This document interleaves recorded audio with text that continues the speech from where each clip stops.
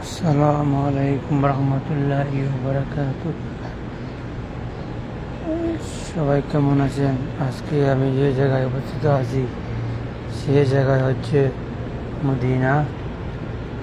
আপনারা তো জানেন মক্কা মদিনা নাম শুনছেন, এইটাই সেই জায়গা মদিনা। আমি মদিনাতে অবস্থিত আছি, নবীজির রওজার মাস বরাবর সামনে।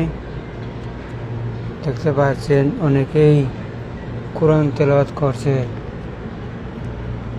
আবার অনেকে দুরূদ শরীফ পড়ছে, আবার অনেকে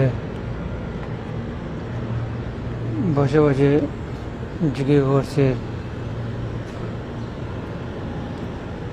অনেকে নবী দুরূদ পাঠ করতেছে।